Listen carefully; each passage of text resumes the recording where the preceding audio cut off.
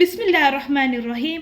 അൽഹംദുലില്ലാഹി റബ്ബിൽ ആലമീൻ. അസ്സലാത്തു വസ്സലാമു അലാ റസൂലിൽ കരീം വഅലാ ആലിഹി വസ്ഹബിഹി അജ്മഈൻ. അമ്മാ ബഅദ്.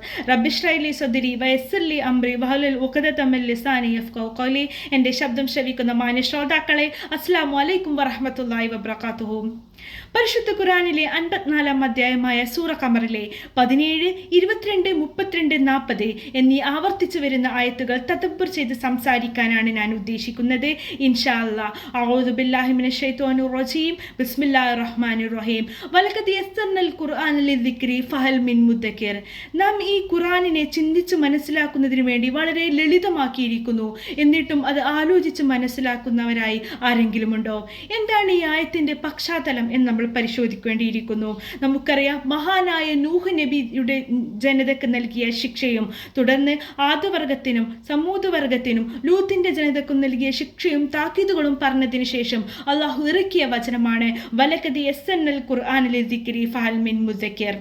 എന്താണ് അള്ളാഹു നമ്മോട് ഇവിടെ പറഞ്ഞു വെക്കുന്നത്? നൂഹ് നബിയുടെ ജനതക്കും ആദവർഗത്തിനും സമൂദ് വർഗത്തിനും ലൂത്തിന്റെ ജനതക്കും ഇറക്കിയ ശിക്ഷകളും താക്കീതുകളും ചരിത്രവും പഠിച്ച് മനസ്സിലാക്കുന്നവർക്ക് ഗുണപാഠമുണ്ട് എന്നുള്ളതാണ്. ആ ഗുണപാഠങ്ങൾ ജീവിതത്തിൽ ഉൾക്കൊണ്ടുകൊണ്ട് നമ്മുടെ ജീവിതത്തെ ക്രമപ്പെടുത്തേണ്ടത്, ചിട്ടപ്പെടുത്തേണ്ടത് നാം ഓരോരുത്തരുടെയും ഉത്തരവാദിത്തമാണ്. ഒരുപക്ഷെ നമ്മൾ വിചാരിക്കുന്നുണ്ടാവും, പ്രളയം കൊണ്ട് പരീക്ഷിക്കപ്പെട്ടത് അത് നൂഹിന്റെ ജനതയല്ലേ, അല്ലെങ്കിൽ കൊടുങ്കാറ്റ് കൊണ്ട് പരീക്ഷിക്കപ്പെട്ടത് അത് ആദവർഗത്തെയല്ലേ എന്ന് സ്വയം ആശ്വസിക്കാൻ പോലും പറ്റാത്ത രീതിയിൽ ഇന്ന് നേർക്കാഴ്ചയായി കഴിഞ്ഞ ദിവസങ്ങളിൽ നമ്മുടെ മുന്നിൽ വയനാട്ടിലെ ദുരന്തമുണ്ട്.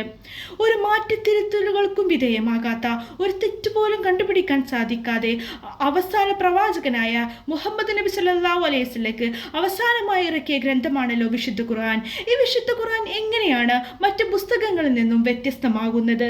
നമുക്കറിയാം, സത്യാന്വേഷണം നടത്താനും അതുപോലെ തന്നെ സത്യവും അസത്യങ്ങളും വേർതിരിക്കാനും മാർഗദർശനവുമായിട്ടാണ് ഖുർആൻ അവതരിപ്പിച്ചിട്ടുള്ളത്. എഴുത്തും വായനയും അറിയാത്തൊരു സമൂഹത്തിലേക്ക്, അന്ധവിശ്വാസങ്ങളും അനാചാരങ്ങളും അഴിഞ്ഞാടുന്ന ഒരു സമൂഹത്തിലേക്കായിരുന്നു ഖുർആന്റെ അവതീർണം. ആ ഒരു സമൂഹത്തെ വിപ്ലവകരമായ മാറ്റം വരുത്തിയ അതേ വിശുദ്ധ ഖുർആനാണ് സുഹൃത്തുക്കളെ ഇന്ന് ഞാനും നിങ്ങളും പാരായണം ചെയ്തുകൊണ്ടിരിക്കുന്നത്. ഖുർആൻ എന്താണ് എന്നോട് സംസാരിക്കുന്നത് എന്ന് നാം മനസ്സിലാക്കാൻ ശ്രമിക്കുമ്പോഴാണ് ഖുർആൻ തന്നെ ഖുർആനെ കുറിച്ച് പറയുന്ന ഖുർആൻ ഷിഫയാണ്, ഖുർആൻ ഫുർഖാനാണ്, ഖുർആൻ ഹുദയാണ് എന്ന വാക്കുകൾ ഉൾക്കൊള്ളാൻ നമുക്ക് സാധിക്കുകയുള്ളൂ.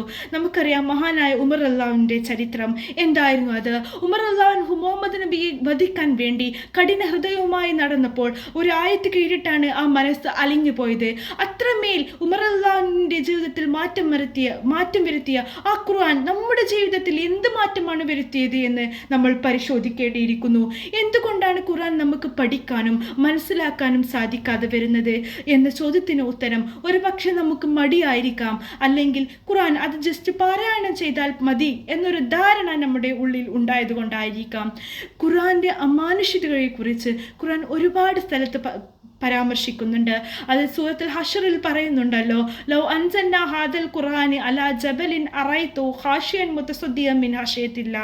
ഈ ഖുർആൻ ഒരു പർവ്വതത്തിന്റെ മുകളിലാണ് അവതരിപ്പിച്ചത് എന്നുണ്ടെങ്കിൽ ആ പർവ്വതം ഭയത്താൽ പൊട്ടിപ്പിളരുമാറാവുമായിരുന്നു എന്ന്. അതായത് അത്രയും ഗൗരവമായിട്ടുള്ള വിഷയവും ആശയങ്ങളുമാണ് ഖുർആൻ നമ്മളോട് സംവദിക്കുന്നത്. അതുപോലെ തന്നെ നമുക്കറിയാം, ആയിഷ റളിയല്ലാഹുവുമായി ബന്ധപ്പെട്ട പ്രഗൽഭമായ ഹദീസ്. ആയിഷ റളിയല്ലാഹുവിനോട് ചോദിക്കുന്നുണ്ട്, എന്തായിരുന്നു മുഹമ്മദ് നബി സല്ലല്ലാഹു അലൈഹി വസല്ലമയുടെ ജീവിതമെന്ന്. അപ്പോൾ ആയിഷ റളിയല്ലാഹു പറയുന്നുണ്ട്, മുഹമ്മദ് നബി സല്ലല്ലാഹു അലൈഹി വസല്ലമയുടെ ജീവിതം പരിശുദ്ധ ഖുർആനാണ് എന്ന്, പരിശുദ്ധ ഖുർആനായിരുന്നു എന്ന്. സൂറത്തുൽ ഫുർഖാൻ 30-ാമത്തെ ആയത്തിൽ നമുക്കറിയാം, ഖാല റസൂലു യാ റബ്ബി ഇന്ന ഖൗമി ഇത്തഖദു ഹാദൽ ഖുർആന മഹ്ജൂറ.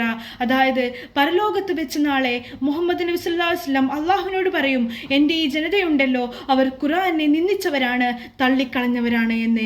ആ ജനതയിൽ ഉൾപ്പെടാതിരിക്കാൻ സുഹൃത്തുക്കളെ നമ്മൾ പരമാവധി ശ്രമിക്കേണ്ടതില്ലേ? ആരാണ് ആ ജനത?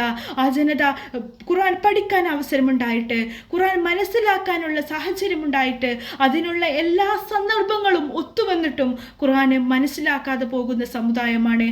ആ ജനതയിൽ നിന്ന് അള്ളാഹു നമ്മെ കാത്തുരക്ഷിക്കുമാറാവട്ടെ. നമുക്കറിയാം, ഖുർആൻ സ്വർഗത്തെക്കുറിച്ചും നരകത്തെക്കുറിച്ചും മനോഹരമായി വർണ്ണിക്കുന്നുണ്ട്. ആ ഖുർആനെ നമ്മൾ അതിൻ്റെ ആഴത്തിലേക്ക് മനസ്സിലാക്കാൻ സാധിക്കുമ്പോഴാണ് നമ്മുടെ ജീവിതത്തിൽ സന്തോഷവും സമാധാനവും സുഖവും സാന്ത്വനവുമായി ഖുർആൻ മാറുന്നത്. അങ്ങനെയുള്ള ഉത്തമ അടിമകളുടെ കൂട്ടത്തിൽ അള്ളാഹു നമ്മെ ഉൾപ്പെടുത്തുമാറാവട്ടെ. അതുപോലെ തന്നെ ഖുർആനെ നാളെ നമുക്ക് ഖുർആൻ തന്നെ അനുകൂല സാക്ഷിയായും പ്രതികൂല സാക്ഷിയായും നിൽക്കുന്ന സാഹചര്യമുണ്ട്. ആരാണോ ഖുർആൻ പഠിക്കുകയും മനസ്സിലാക്കുകയും അത് ജീവിതത്തിൽ പകർത്തുകയും ചെയ്യുന്നത് അവർക്കാണ് നാളെ പരലോകത്ത് വെച്ച് ഖുർആൻ അനുകൂല സാക്ഷിയായി മാറുന്നത്. അത്തരം അനുകൂല സാക്ഷിയായി മാറുന്ന ഉത്തമ അടിമകളുടെ കൂട്ടത്തിൽ അള്ളാഹു നമ്മെ ഉൾപ്പെടുത്തി അനുഗ്രഹിക്കുമാറാവട്ടെ. ഖുർആനിൽ പറയുന്നത് ജീവിതത്തിൽ ഉൾപ്പെടുത്തിക്കൊണ്ട് ആ ജീവിതം മറ്റുള്ളവർക്ക് മാതൃകയാക്കാനുള്ള ആയുസ് നൽകിയും അതിനുള്ള അറിവും കഴിവും നൽകിയും അള്ളാഹു നമുക്ക് പ്രദാനം ചെയ്യുമാറാവട്ടെ. ഞാൻ എൻ്റെ പ്രസംഗം അവസാനിപ്പിക്കുന്നു. വാഖിർ ദഅവാന അനിൽ ഹംദുലില്ലാഹി റബ്ബിൽ ആലമീൻ. അസ്സലാമു അലൈക്കും വറഹ്മത്തുള്ളാഹി വബറകാതുഹു.